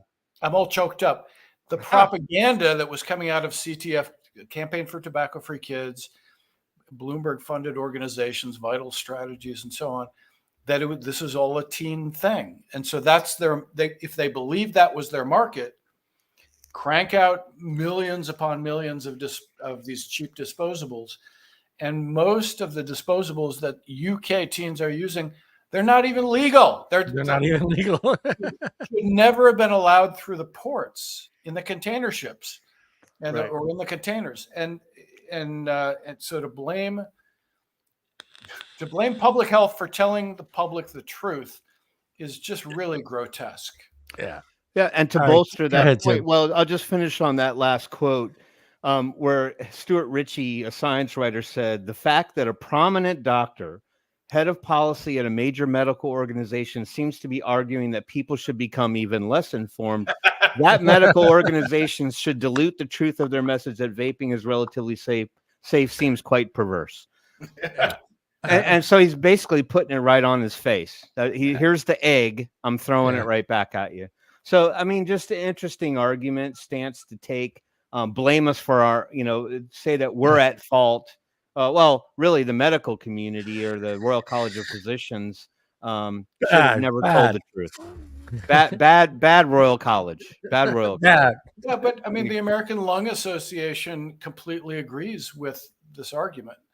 They weighed in with very strong, I mean, that's their word, strongly recommend that the FDA not tell adult smokers about the relative risks in their communications, under their new communication strategy, which they are developing. That's just horrendous. It's like, literally, it's like not telling the 400 men in the Tuskegee syphilis experiment that they had syphilis and, that penicillin was available to them. Yeah. And it's grotesque.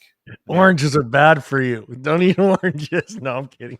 It's just shameful, because I think it sets a precedent for, a lot of people would argue that there's a lot of, conspiracy theorists out there, but I think that, actions like this only lend credence to why people might have an animus or a resentment to trust the medical community if you're going to see prominent doctors use these poor types of arguments, or found organizations hiding actual truth.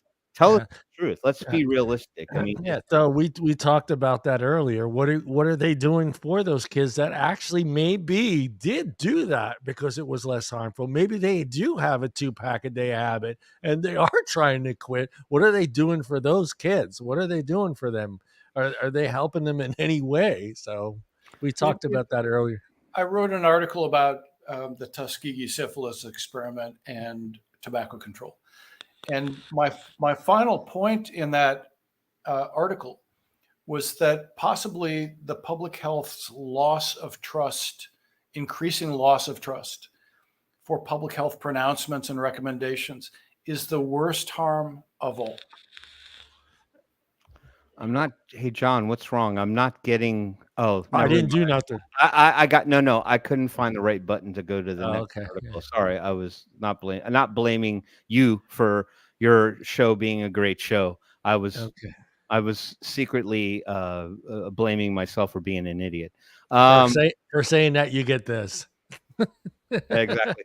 And then yeah, and oh goodness, I accept all of your cookies, kind sir. Cookie. Good Lord. Come to Need some milk, Tim? We have cookies. This was a really, really, really, really short one, but I think that this made a lot of sense because we talked earlier in the show about the effects of bans and prohibition and stuff like that. And this addresses snus, not vaping necessarily, but it was just a nice correlation in number because Finland has recently reduced the smuggling of oral tobacco products from Sweden into Finland. So apparently, I guess Finland put a ban on. Well, apparently, snus is banned in a lot of different areas. But it just sort of talks to the point that if you're going to take it away, it's only going to inflame alternate markets of trying to get their footprint in on the situation. So, illegal disposable vapes or smuggled products coming into the country. It just said that Finnish customs seized around 700 kilos of snus between January and September this year, compared to some 3,500 kilos taken from smugglers during the same period in 2022. And they said, while snus, a smokeless tobacco product, is prohibited in all member states of the European Union except Sweden, the import of small amounts to Finland for personal use is allowed. However, bringing in large amounts, selling or passing on snus is illegal. According to the Finnish Customs Enforcement Director, Hannu Sinkkonen, I think I got that. It's a very hockey name. Yeah. If you want to look at the back of a jersey, Sinkkonen is probably going to be on one of those jerseys. This has been reflected in clear decrease in snus smuggling. Last year, we uncovered several major incidents of snus smuggling, which, of course, is reflected in the overall statistics when looking at the figures for January through September. The change between last year and this year is remarkable, he points out. So while you can't import it into the country by allowing small amounts to be able to come into the country for personal use. It has reduced some of the necessity of the black market, or smugglers in general. I mean, obviously they had their own particular routes on how it was getting into there, but I think that this speaks to policy, and that, they're seeing. Go ahead. Go ahead. Are nicotine pouches legal in Finland? They can use them. I guess you can bring them in as long as it's a small enough amount that justifies they consider personal. That's what it says about snus, but the pouches themselves, because the pouches are different than a snus. Yeah, what I'm hearing or reading here is that product substitution just happened, right? So people shifted from snus to nicotine pouches. Is that not what you're reading? I do see a distinct difference in the nomenclature here. So we're saying that the European Union accepts Sweden. The import of small amounts to Finland for personal use is allowed. However, bringing in large amounts, selling or passing on snus is illegal. And am I wrong? I thought snus also came in pouch form. Yeah, they both look like little tea bags, but the one snus literally has ground up tobacco leaves in it, and nicotine pouches are just cellulose plus nicotine and a flavoring.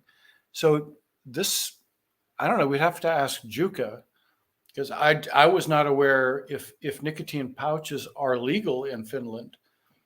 That I'm not sure surprises on. Me. It could be portable language, or like you said, it could be pure substitution. If they're allowing, I mean, they do allow personal use in the form of snus, but then they go on to address nicotine pouches. So I guess, again, as long as people have accessible alternatives, it certainly does show correlation between the correlation and the reduction of the illegal market trying to create, fill that vacuum. So when people don't have something and they still want it, they're going to find a way to get it. And those seizure numbers went up just simply because it wasn't accessible. But by allowing a certain regulated amount to be accessible to the general public, it seems as though it's reduced that number significantly. Last year, we uncovered several major incidents of snus smuggling, which, of course, is reflected in the overall statistics. When looking at the figures for January through September, the change between last year and this year is remarkable. So they're interchangeably using different things, and I don't know, maybe they're talking about the same thing. It's possible. Well, this is what I got right here. EU bans on snus and switches in pouches contain products other than tobacco and nicotine have long been regulated as a food item. So whatever that tells you, Charles. Yeah, so Sweden is part of the EU. I did not think that Finland is. But somebody in the EU can correct me.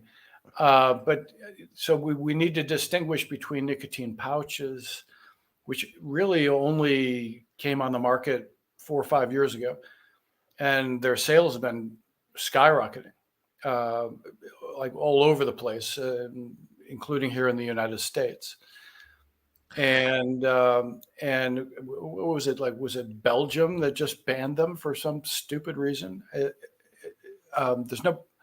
There's no biologically plausible reason to think that they could be any more harmful than nicotine gum. Right. And so, but people are, nicotine is so demonized that some people are trying to ban them. But so the way I read the headline of this story was that nicotine pouches came on the market in Finland and snus smuggling dropped. I mean, actually, I agree with that statement. I mean, it does basically, snus smuggling plummets after nicotine pouch law reform. So people have access to something else that So, well, I don't need my snus. I'll just get my nicotine pouch and I'm good to go. All right. So there was that. I just thought that was an interesting small. They look the same. They look Yeah. almost identical. It's like those little tea baggy things. True. Very true. I've actually never tried them, but it's whatever. All right. So let's move on. I got a couple minutes or 1 minute. Yeah, you got all the time you need, all right, Tim. so let's let me go on to this one. This one was something that has been brought up on the show, and I apologize. Most of these articles were from foreign sources in general, just because I guess they're the ones getting published. This one I just thought was interesting is that the UK VIA is launching a new sustainability approach, which is probably something that we should probably take into consideration as well. But the UK Vaping Industry Association is set to launch a new vape recycling information hub and sustainable vaping week. The new initiatives are being introduced to address the throwaway behaviors of vapors and support full industry compliance with environmental regulations, which I know is a big concern with a lot of people. And you read it in articles everywhere that that these disposable vapes are such a threat to our environment, just because you have batteries and plastics just being tossed in every nook and cranny of the ground that you can find out on the beach, on the street corner and stuff like that. But I've not seen anything like this. I know that like Mark Sliss, he has a recycling program. He encourages people to bring back their devices and dispose of them properly. But I just thought this was an interesting approach in terms of a campaign. So the UK Vaping Industry Association has announced that it is launching a new web-based information hub as well. And I don't know if that necessarily just having a website you can go to. I mean, I guess if somebody has a question and there's a website you can look at. I've just never heard of a website being such an epiphany that people are like, oh shit, yeah, maybe we should start recycling. The UK Vaping Industry Association announced that it is launching a new web-based information hub, as well as a special Sustainable Vaping Week campaign during October, designed to get vapors, the vaping industry, and those outlets that sell vapes to act now for the benefit of the environment. But I do think that it's all a common thing that we can share, that I don't think that any of us have a general interest in making the planet a worse place by littering. I just don't think. No, I'm kidding. Well, I mean, let's not talk about big industry and chemical companies just dumping all kinds of stuff into our streams and lakes. But the point that I'm making is that I think, we all want to do some of the right things to at least address that. And if vapors had a program or a channel for how to recycle those particular devices, you might see an increase in behavior where people aren't just, throwing it in the trash because they don't know what else to do with it. Even though they threw it in the trash, it's not helping anything because it's just ending up in a landfill somewhere. Whilst the sector is making progress in limiting its impact on the environment, including the development of more recyclable product innovations and the introduction of collection schemes, a recent report by Material Focus highlights that some 5 million single-use vapes are thrown away each week. Each week. Wow.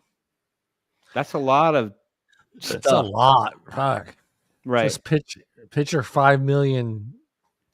But I think what I like is their approach is that, they, like they said in this other paragraph, that, that places like retailers and pubs and clubs will be able to actually download educational resources, and have that available, or post it and say, we have a collection bin for your vaping devices or something to that effect, and try to incorporate and encourage more group effort in accomplishing that goal. I don't know that you could squarely put it on the shoulders of vapors and go, hey, it's about time you acted proper and did that. I mean, there's just going to be people that are just ignorant and, won't follow it. Right. But, if you spread this around and get it into environments where people are inclined to vape as well, like at pubs and clubs and stuff like that, people are going to run outside and vape. And, and if you had a program for that, it said there will also be guidance provided for those responsible for producing, importing, distributing, and selling vape devices to ensure they are operating legally at all times when it comes to meeting environmental regulations and are working closely and effectively with reputable waste management companies. So, I mean, it's nice to see someone sort of taking the bull by the horns. And I think a lot of this is on the based on the idea that, like this John Dunn stated, that there have been calls for banning of single-use vapes, in part due to their environmental impact. So, I mean, if people want them around, we can't act callously or carelessly about our management of those particular devices. And it may not be the individual who takes the initiative, but if they're channels, like I think somebody brought up an idea where they said, it'd be kind of cool if they had like a sort of a recycling program within vape shops, that if you brought back your disposables, and just let the store get rid of them in an environmentally safe way, the store could give you some kind of a turn for that. 2 cents for every disposable vape device you bring back, and then put that on their credit account. Make it a point system like every other website in the world, where I got to get 8 million points before I can get a balsa wood glider. Hey Tim, camel bucks. Exactly. So I don't know what the thoughts are on programs like that, but it'd be nice to see something like that, an initiative in general. Yeah, some people don't care, Don, but I think what Tim's brought up is a great point. I mean, everyone likes a deal. You throw in a 5-10% deal, and every time you return, you get some points, and then it'll work your way to a free one. I mean, Subway does it, everybody does it. So, you never know. Everyone likes a deal. I know I like a deal. If I see something. Yeah, and to that point, John, I do think that in order to get full buy-in from the larger contingent of people who could return those vapes, I do think you have to incentivize it. You can't just pitch it as, oh, you're saving the planet. I mean, they're going to come up with a million reasons why they're too lazy to come turn that disposable vape in. But if it's something that they need on a cyclical pattern in their life, and it would benefit them on the backside of that, a little kickback wouldn't hurt. If you go back 3-4 years, there were almost no disposables in the UK. Yeah. Right? It's a very new thing. I keep wondering why doesn't someone propose deposits? How difficult would that be to implement? So you have to pay a few more pounds to buy your disposable, but you get it back if you take it in to be recycled. Exactly. How difficult is that? As opposed to trying to prohibit things that are already illegal. Right. Yep. I like that idea. It's not a bad idea. You're paying a fee for every can and bottle you buy at the store. Might as well be. Yeah, I still remember this in Michigan in the 70s. The highways were littered with bottles, and and it was like trash everywhere. And the state imposed a 10-cent deposit on all bottles, all glass bottles. Yeah. And that trash disappeared almost, it felt like overnight. Well, we did it as kids. We would go around and collect aluminum cans and stuff and take it to the Safeway, and they would pay us out for the aluminum recycling and stuff like that. So these things have existed in the past, but this is not rocket science. Exactly. This is a perfect platform to utilize it for, because it makes all the sense in the world when you're doubling down. Not only do you have batteries involved, but you have plastics involved. Yeah. So and why? The UK, the UK would be a perfect country to do that, to implement some sort of deposit or return feature, being that they have no issues, and kind of throw it in their face, get that whole issue away from the disposables out of there. I don't know. But what about it? But what about electric toothbrushes? Same thing. 130 million Americans use electric toothbrushes. Where do you think those things end up? And they're all lithium-ion batteries. Sure. Yeah. Well, I buy the one that I have to replace the batteries. That make you feel better? Oh, good for you. Yeah. Good for you, John. Well done. You environmentally conscious host. Yeah, I buy the one that I have to replace it with another AA battery or a single A battery, and I like those. Hey guys, we are out of time. Thank you, Sir Charles. Sir Charles, I knighted him today at the beginning of the show. And Tim, we appreciate you always being on the show and covering for us. You're going to be you and Nick are our cover guys now. We need someone to cover for for a host not being here. We love having you on the show. Phillip, I said his name right. Phillip had a birthday yesterday, so happy birthday to Phillip. And he was kidnapped, so he wasn't able to make the show tonight. So, thank you, everyone out there in chat, for joining us. Always appreciate seeing you guys out there. From everyone here on the Wednesday Night Live team, we'll see everybody next week. Can't tell you who's going to be on the show, but you'll see it on Twitter. Right, guys? Everybody say goodbye. Bye. Yeah.